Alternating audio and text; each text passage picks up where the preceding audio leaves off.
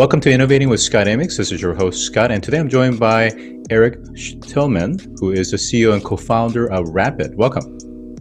Thank you very much.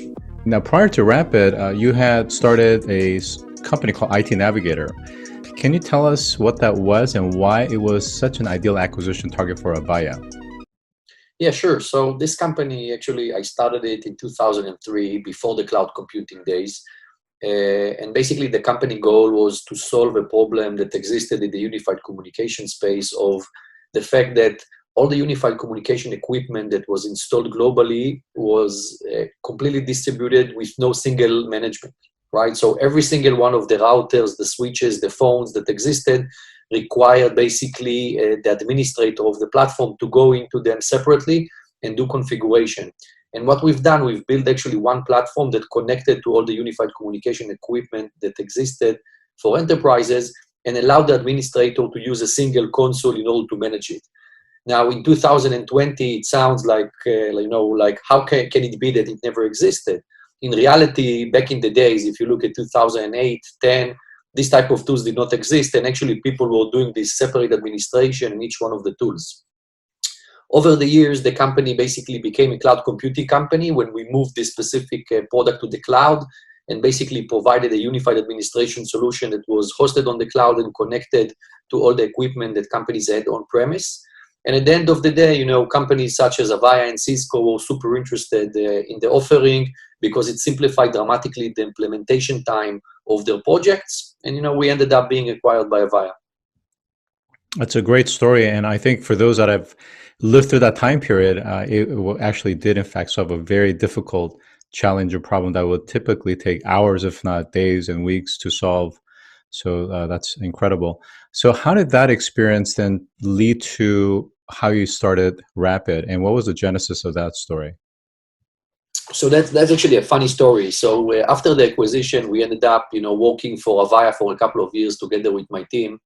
And we were, doing our job as part of a very big organization and starting to get bored over time because after an M&A, a lot of the time, you don't have the same type of adrenaline and energy like you have in your own startup. And we were looking for something new to do. And we went to a trip, a bunch of the friends over to the Czech Republic in the European Union. And we ended up spending a lot of money on foreign exchange. Everything that we did there required us to basically exchange money. And it was the first time ever that we started to think about why does money cost so much money? So when we came back from the trip, we ended up sketching, and trying to understand on the whiteboard, why are there so many players in the middle of money movement globally?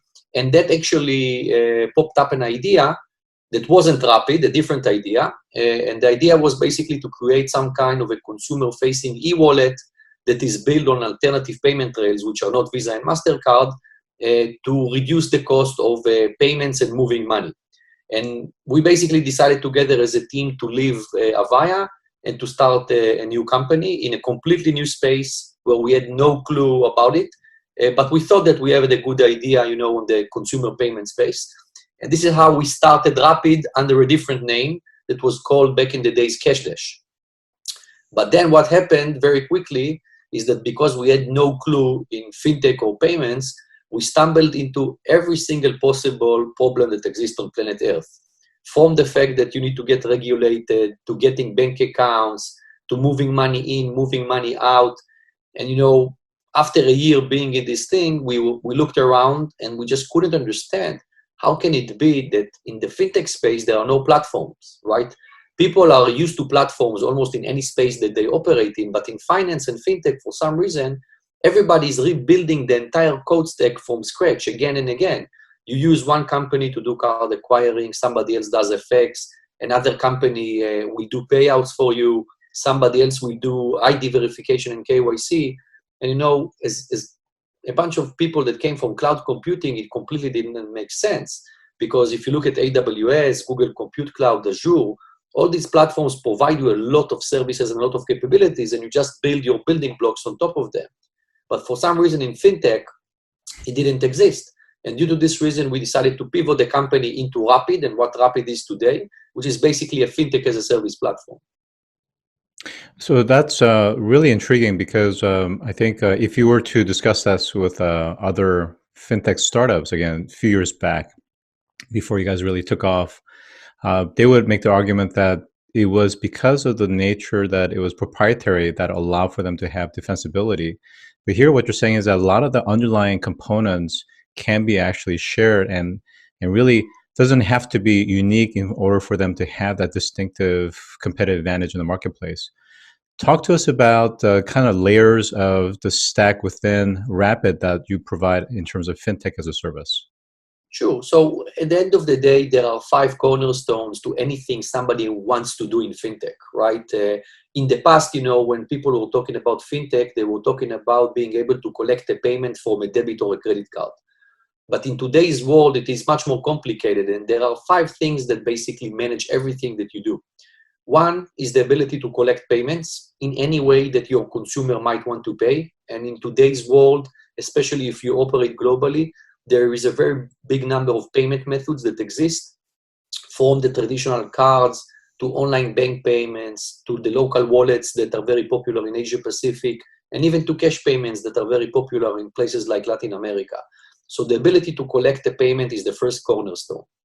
The second cornerstone is a wallet platform, basically a white label version of a PayPal, being able to store funds in custody and actually issue wallets for either businesses or consumers and store the funds there in multi-currency accounts is another very important element that we provide, and it is also very important to the different use cases that we serve.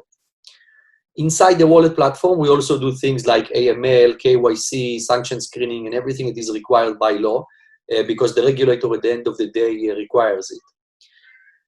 And then the third part of the platform comes in, which is disburse, which is the ability to take money out of the system. So collect gets the money into the wallet, disburse allows you to get the money out, and disburse is basically something that you need to do not only to bank accounts. So we can do disbursement to bank accounts, but also to local wallets, pushing money to card, pushing money to cash points, in any way that somebody might want to get paid. This is the disburse element of Rapyd. There is an FX element, which is basically a real-time hedging and trading platform that allows our merchants to hedge and trade and do spot conversions.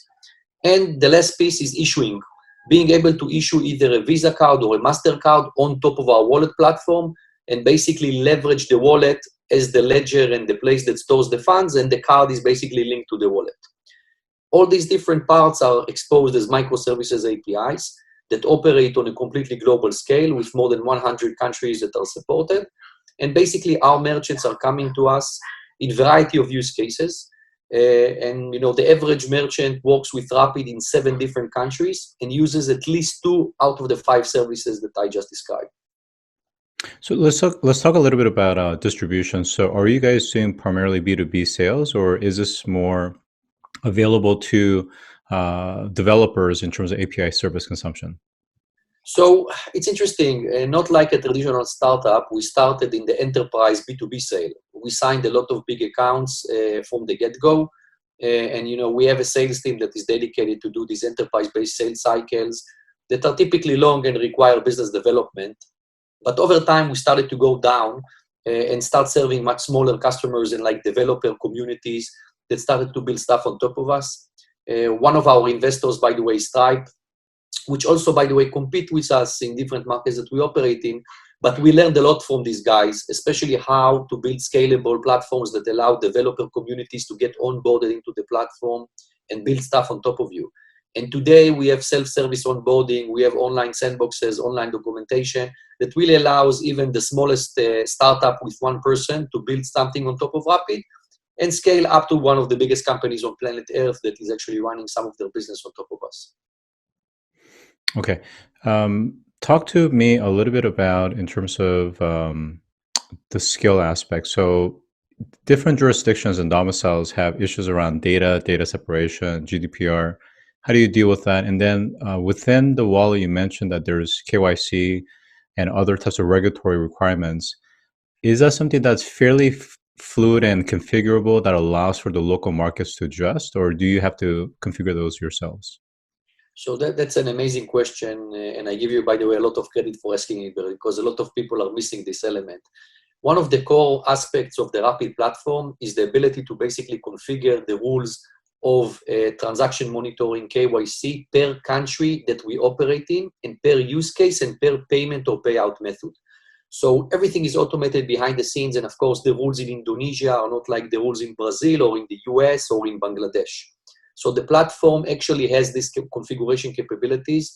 Our compliance team is actually tuning it based on the specific country requirements where we operate in, and on the use case, of course, of the merchant.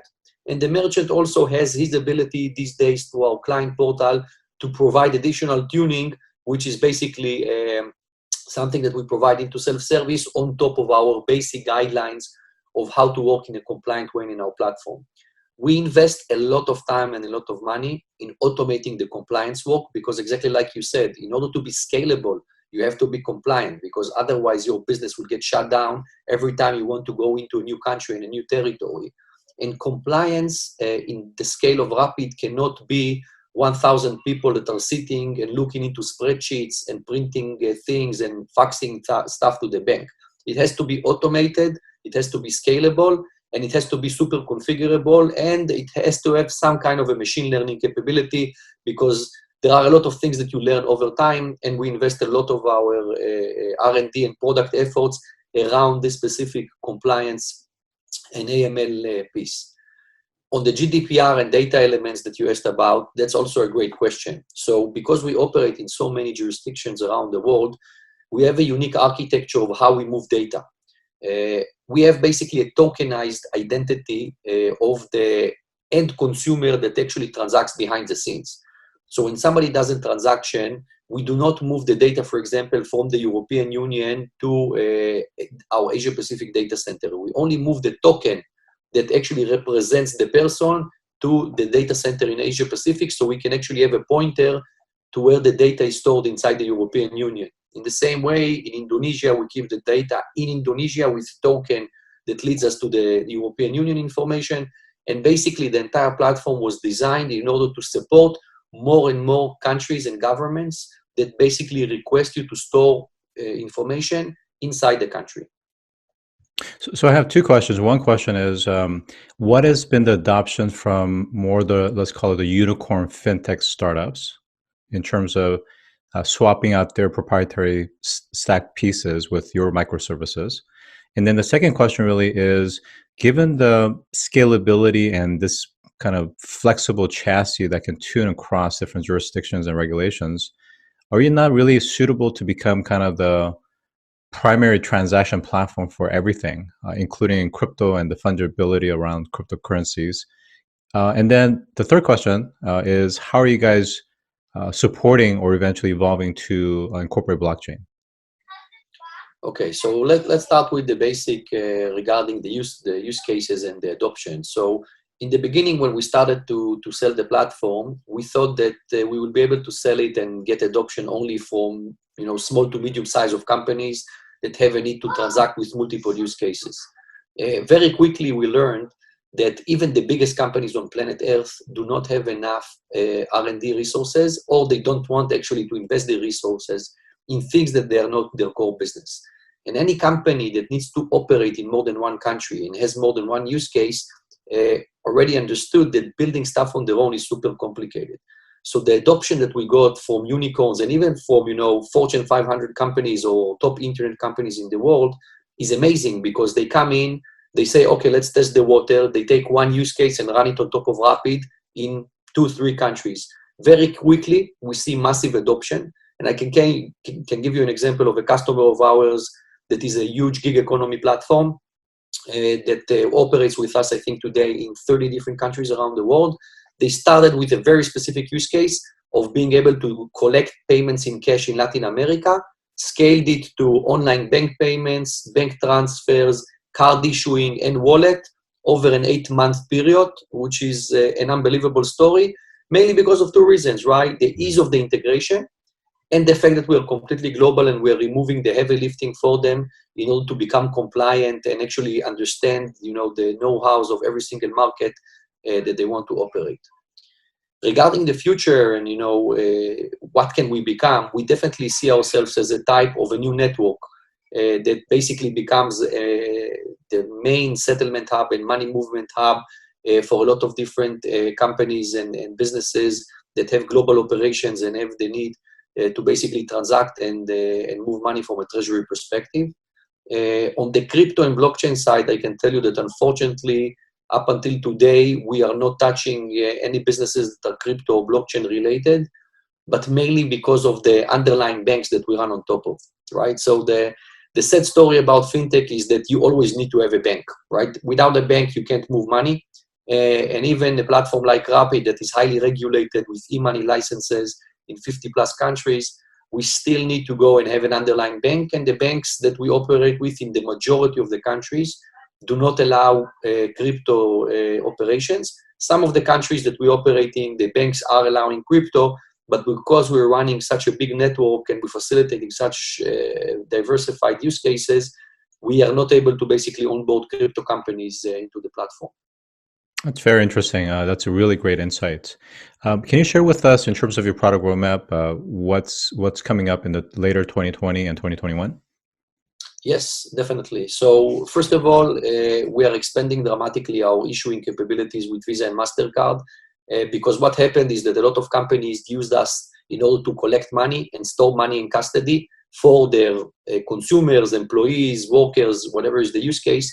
But they also had a very big need in order to allow their users to spend this money at the point of sale. So we did two partnerships, one with Visa and one with MasterCard, where we became principal members.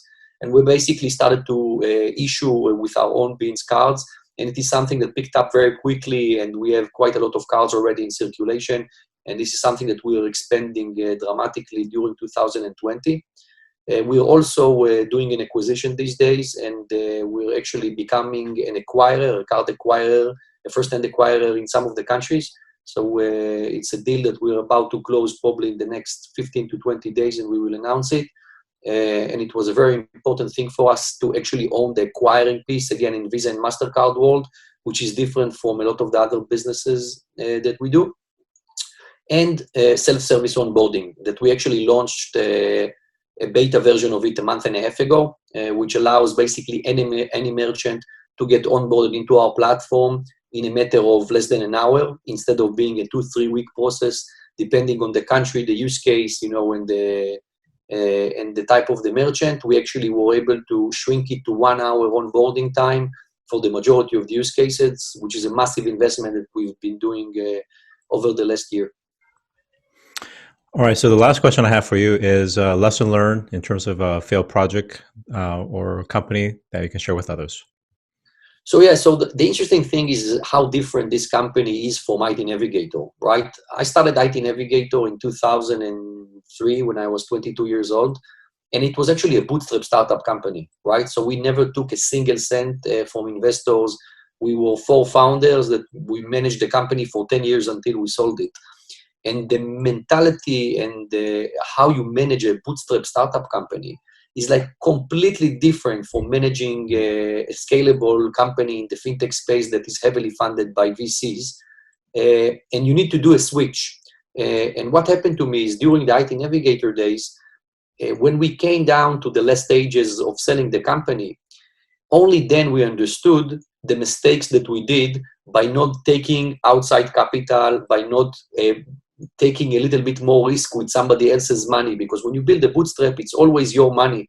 And you need to basically manage the next day. You need to have money to pay the salaries. You need to have money to pay the marketing. And you don't have the way to think strategically and plan 5-6 years down the road.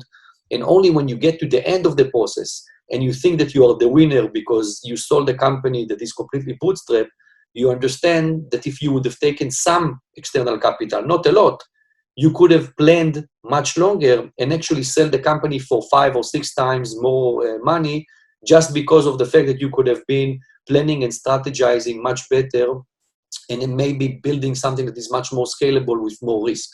So when we started this company, Rapyd, we actually looked backwards. We thought, okay, we're not thinking about what we want to be tomorrow. We know what we want to be at the end of this process, so what Rapyd will be at the peak of the success. And we started to build the company backwards to understand, okay, this is what we need. This is the money that we need.